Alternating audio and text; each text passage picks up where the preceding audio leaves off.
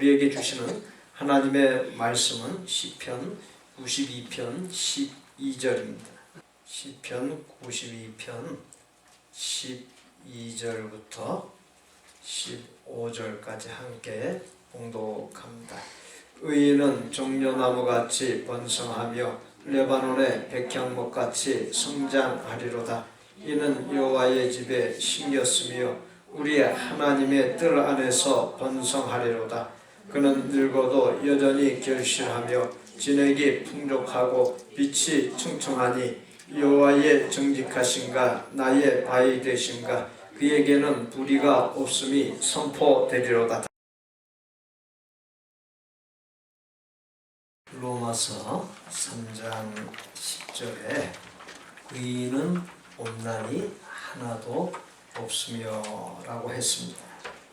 이 세상에 의인이 하나도 없다고 한 로마서의 말씀은 맞는 말씀이기도 하지만 틀린 말씀이기도 합니다. 맞고 틀림을 가르는 기준점이 믿음이요 복음입니다.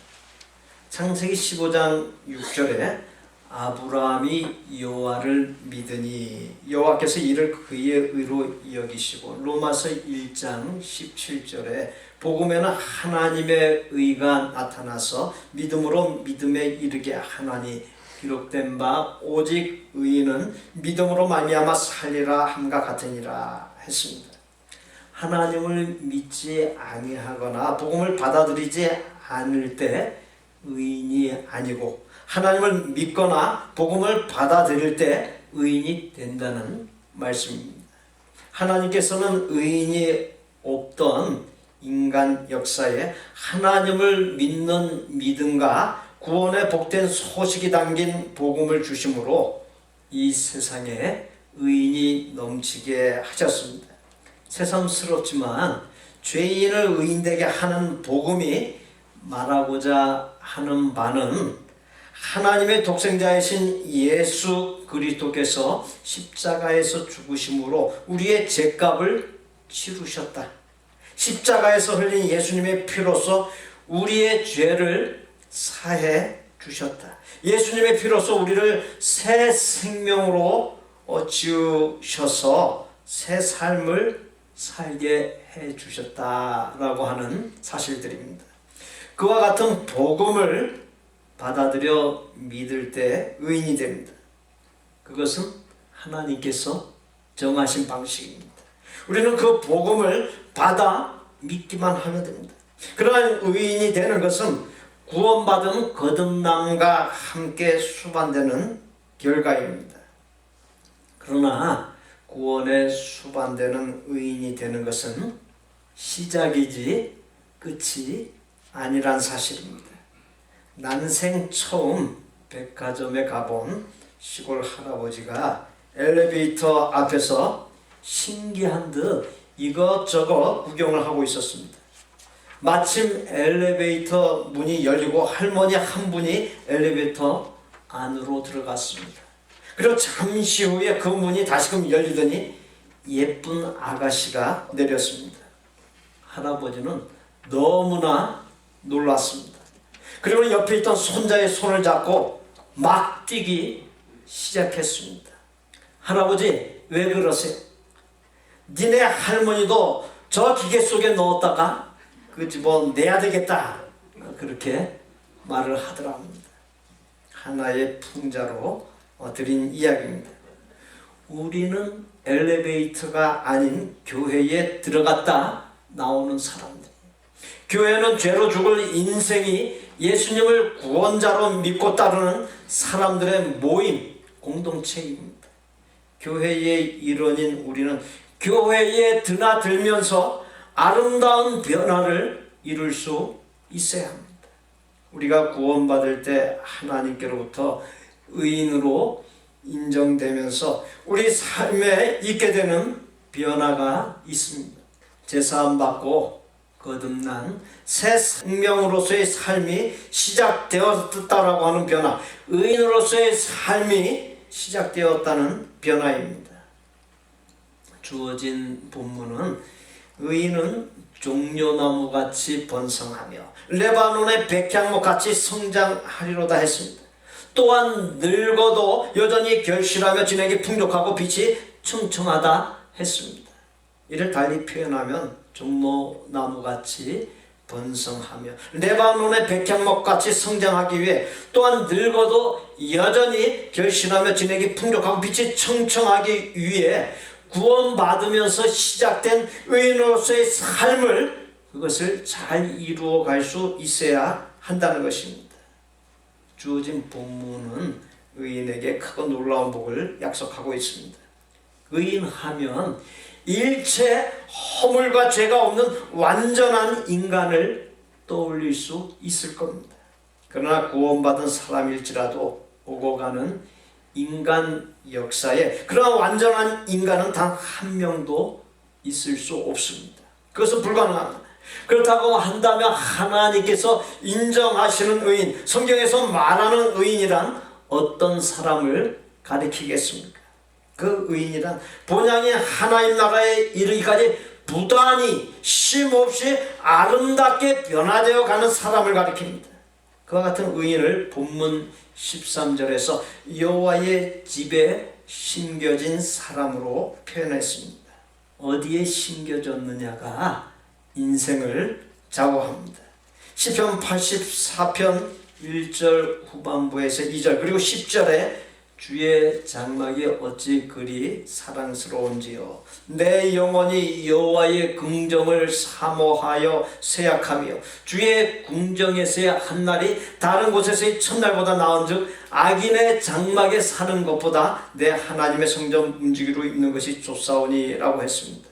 그와 같은 말씀의 모습으로 사는 사람이 의인이요 하나님의 집에 심겨진 사람입니다.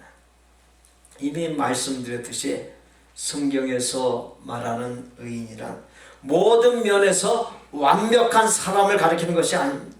성경적인 의인은 믿음이 있는 사람입니다. 믿음이 있으면 나이가 많아도 그 사람은 성장을 합니다. 반면 믿음이 없으면 젊어도 성장하지 못합니다. 믿음이 있으면 늙어도 꿈을 꿉니다. 반면 믿음이 없으면 젊어도 꿈꿀 수 없습니다. 믿음이 있으면 늙어도 아름답습니다. 반면 믿음 없이 함부로 살면 젊어도 추합니다. 믿음이 있으면 늙어도 강합니다. 반면 믿음이 없으면 젊어도 약합니다. 믿음이 있으면 늙어도 결실을 합니다. 반면 믿음이 없으면 젊어도 결실하지 못합니다. 우리를 성장하게 하고 꿈꾸게 하고 아름답게 하고 강하게 하고 푸르게 하고 결실하게 하는 것은 나이라고 하는 것이 아닙니다. 그것은 믿음입니다. 그래서 고린도후서 4장 16절에서 그러므로 우리가 낙심하지 아니하노니 우리의 겉사람은 후패 곧 낡아지나 우리의 속사람은 날로 새로워지도다 라고 말씀했던 것입니다. 의인, 하나님의 집에 심겨진 사람이란 한마디로 부단히 쉼없이 예수님을 닮아가는 사람으로서 계속 되어져 가는 사람을 가리킵니다. 그러한 의인에 대하여 시편 1장 3절에서 그는 시냇가에 심은 나무가 철을 따라 열매를 맺으며 그 잎사귀가 마르지 아니함 같으니 그가 하는 모든 일이 다 형통하리로다. 또 시편 58편 11절에 여호와가 너를 항상 인도하여 메마른 곳에서도 네 영혼을 만족하게 하며 네 뼈를 견고하게 하리니 너는 물된 동산 같겠고 물이 끊어지지 아니하는 샘 같을 것이라 했습니다.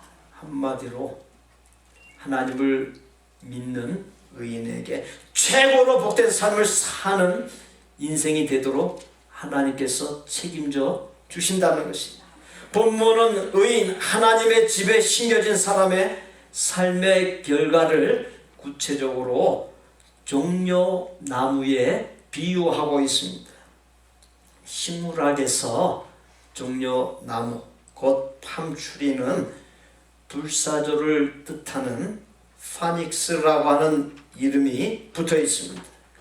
종려나무는 다 다 베고 남은 구루터기를 불에 태워도 그 구루터기에서 다시 싹이 나고 자라납니다. 불 가운데서 다시 살아나는 생명력이 있기 때문에 불사조라고 하는 속칭이 붙은 나무가 바로 종려나무입니다. 허리케인 같은 강력한 태풍 앞에 부러지거나 쓰러지지 않는 나무가 없습니다. 그러나 종려나무는 부러지거나 쓰러지지 않습니다.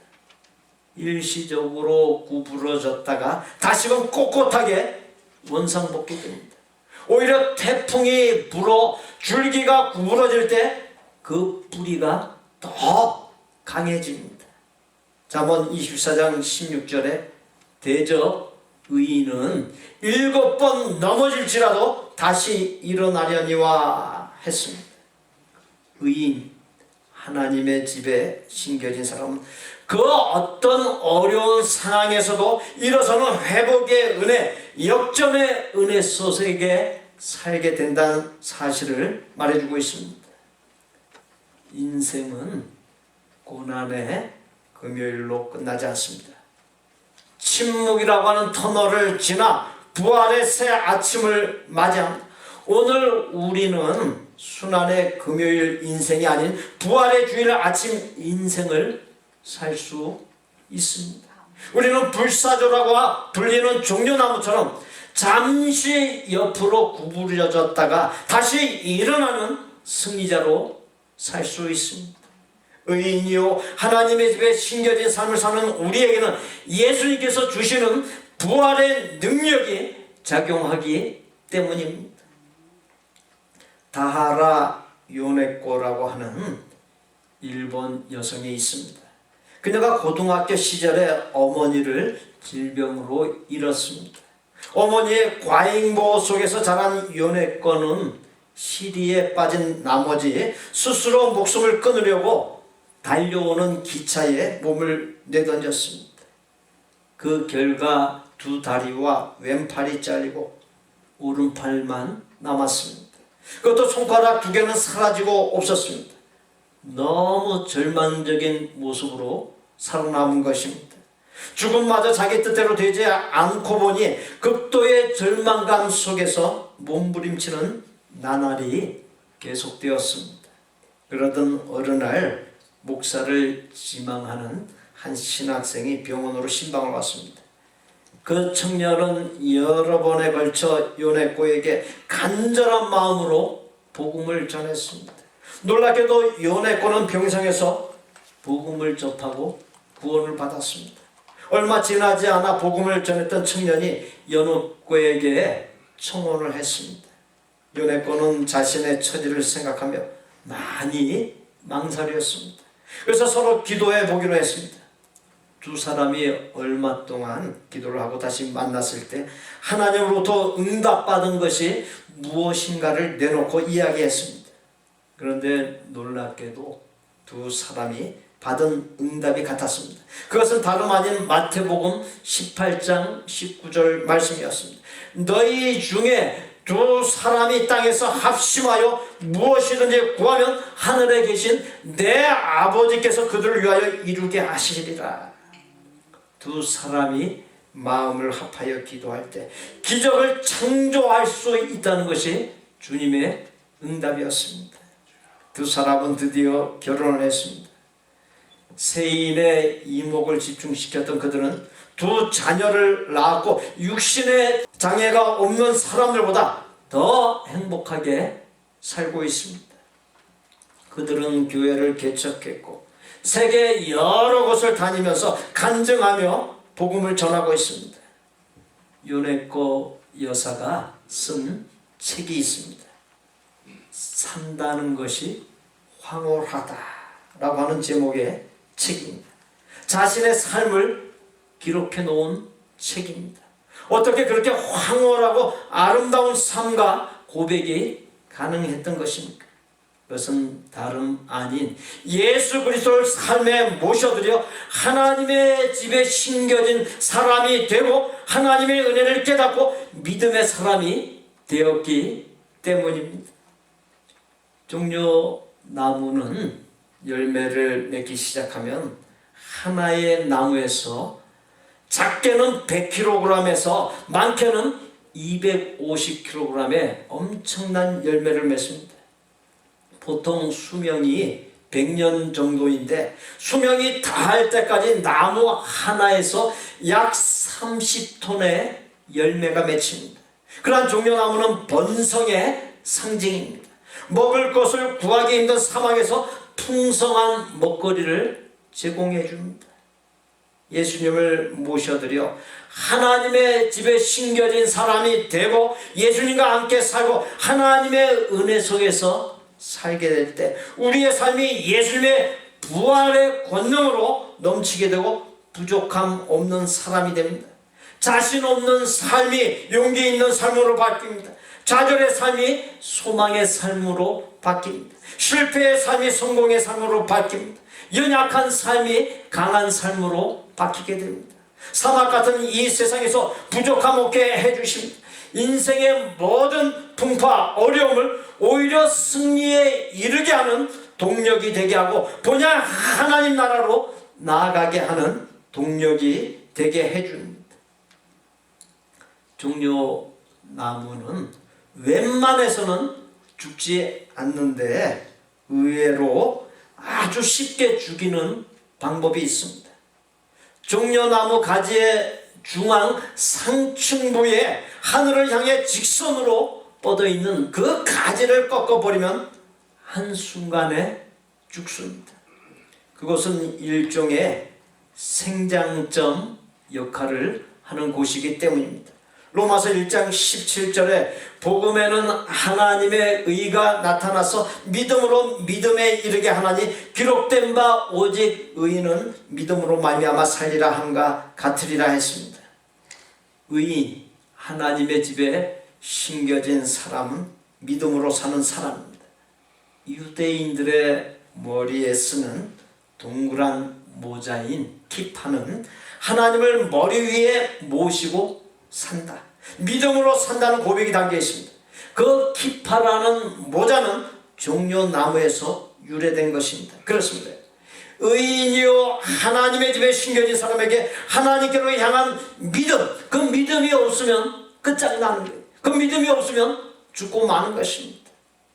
존 페이튼이라고 하는 선교사가 남태평양 뉴 헤브리디스라고 하는 군도에서 사역을 했습니다. 그것을 찾아간 최초의 두 선교사가 해변에 상륙한 지 15분 만에 방망이로 쳐 죽임을 당하고 식인종인 원주민들에게 유리로 먹혔던 지역입니다. 그곳에 선교사로 가서 43년을 살며 아내와 자녀를 그곳에 묻었고 무서운 질병과 난파, 주변 사람들의 배신, 동료들의 순교를 겪었지만 결국 군도 전체가 복음화 되었습니다. 그가 뉴 헤브리디스 족속의 언어로 성경을 번역할 때 믿음을 무슨 단어로 번역할까? 성경에 나오는 그 믿음, 그걸 갖다 어떻게 해석하면 좋을까 고민을 했습니다. 왜냐하면 그 부족들에게 그 땅에 믿음이라고 하는 단어가 없었기 때문입니다. 그러다가 자신이 의자에 몸을 맡기고 있는 것을 보면서 영감이 떠올랐습니다. 요한복음 3장 16절을 이렇게 번역했습니다. 하나님이 세상을 이처럼 사랑하사 독생자를 주셨으니 이는 그에게 자신의 온 무게를 완전히 맡기는 자마다 멸망하지 않고 영생을 얻게 하려 하심이라 했습니다. 의인, 하나님의 집에 심겨진 사람은 믿음의 뿌리를 예수님께 내린 사람, 인생의 온 무게를 완전히 하나님께 맡긴 사람입니다. 종려나무는 물기가 없는 사막에서도 잘 자라고 연중 내내 푸르름을 유지합니다. 그것이 가능한 것은 종려나무가 50m까지 뿌리를 내리기 때문입니다. 하나님의 집에 심겨져 자라는 성도들은 하나님을 향해 높이 자랍니다. 세월이 흐르고 흘러 나이 들어 늙어갈지라도 하나님의 집에 심겨진 사람은 늘 청청합니다. 왜 그렇습니까? 세월의 흐름 속에서 겉사람은 후패 곧 낡아지나 우리의 속사람이 날로 새로워지기 때문입니다. 노년에 접어든 한 여자분의 이야기입니다. 그는 평소에 책도 쓰고 신문에 자주 기고하는 분입니다. 한 번은 지방에 갔는데 한 젊은 여자가 자기를 알아보더라 합니다. 알아주기에 기분이 참 좋았습니다. 그런데 그가 건넨 인사말이 마음에 탁 걸렸습니다. 어머, 어쩌면 그렇게 곱게 늙으셨나요? 직접 뵈니까 사진으로 보는 것보다 더 고우시네요. 자신이 여태껏 한 번도 늙었다고 생각한 적이 없는데 늙었다는 말을 듣고 보니 그 말이 생각할수록 괘씸했습니다. 그냥 곱다고 하면 될 것이지 왜 늙었다는 말을 붙이는지 생각할수록 심통이 나더라. 이번엔 60대 남자분의 이야기입니다. 지하철을 타고 선체로 신문을 읽고 있는데 뒤에서 청년의 음성이 들려왔습니다. 할아버지, 여기 앉으세요. 요즘에도 저런 기특한 청년이 있구나 싶어 무심코 뒤를 돌아보았다 합니다. 그랬더니 다른 사람이 아니라 자기에게 다가오면서 다시 말을 하는 것이었습니다. 할아버지, 저쪽에 가서 앉으세요.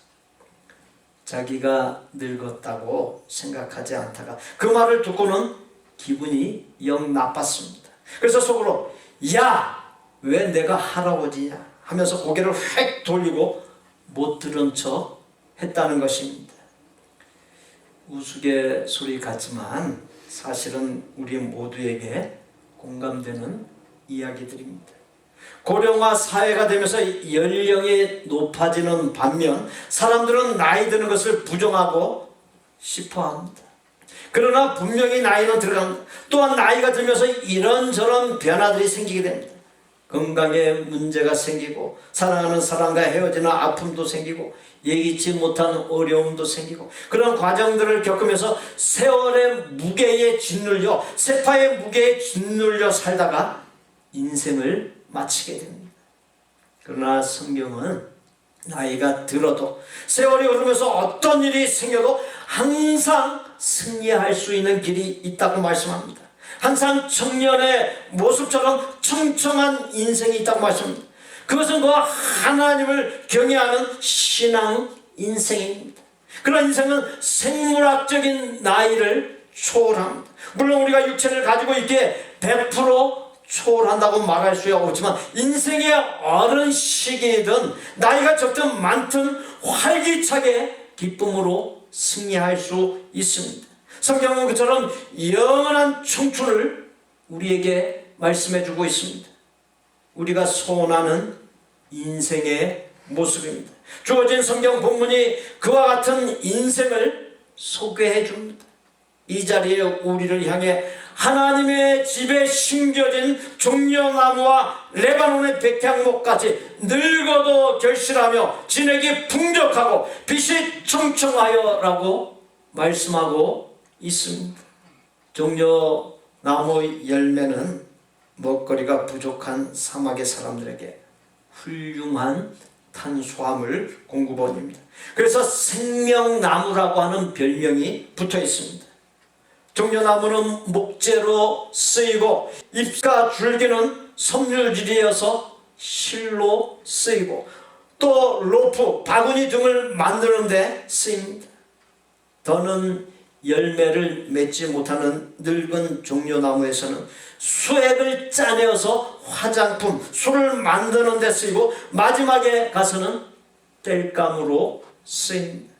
버릴 것이 하나도 없는 매우 기묘히 쓰이는 유익한 나무입니다. 육체의 노화가 문제가 아닙니다.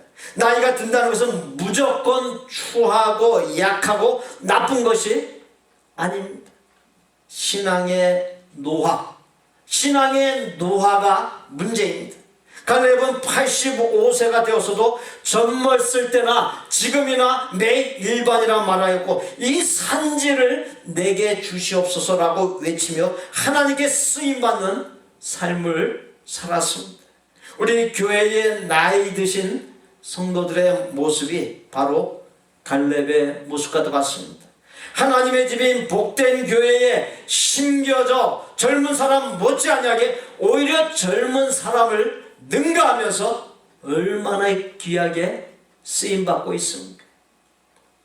종려나무는 곱게 자라고 높이가 보통 20m에 달합니다. 종려나무는 아름다움의 상징입니다. 종려나무는 그 이파리의 길이가 9m에 이르는 것이 있습니다. 하나님의 집에 심겨진 우리는 종려나무처럼 담장 너머에 이 세상을 향해 뻗은 가지가 되어서 문제와 번뇌와 염려와 불안과 고통 속에서 힘들게 살아가는 이웃들에게, 이 세상 사람들에게 시원함과 달콤한 열매, 우리가 하나님께 받은 사랑을 나누는 아름다운 생이 되게 하십니다. 사막의 종려나무가 무리지어서 심겨져 있다라고 하는 것은 그 주변에 오아시스가 있다는 증거입니다. 하나님께서 우리를 통해 죄악 가운데서, 허탄한 삶 가운데서 죽어가는 영혼들을 구원하는 데 쓰기 원하십니다.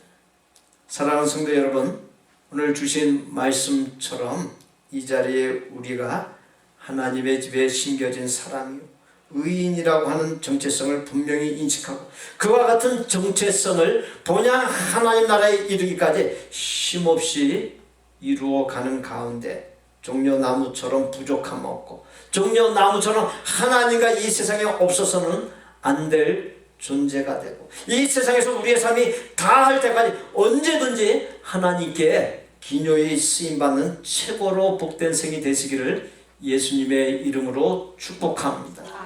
우리 구주 예수 그리스도의 은혜와 아버지 하나님의 거룩하고 완전한 사랑과 성령님의 교통 내주 역사하심이 하나님의 집에 심겨진 사람이 되고 의인의 삶을 사는 가운데 종려나무같이 하나님께로부터 부족함 없는 최고의 복을 받아 누리고 하나님과 이 세상에 없어서는 안 될 기묘히 쓰임하는 최고의 복을 받아 누리는 복된 생이 되기로 소원하고 작정하는 아름다운 마음의 성도들과 그 가족과 생업과 학업과 대인관계와 미래 위에 우리 복된 교회 신앙 공동체 위에 우리가 사랑을 나누는 곳들과 사역자들 위에 이제로부터 영원토록 함께 계실지어다. 아멘.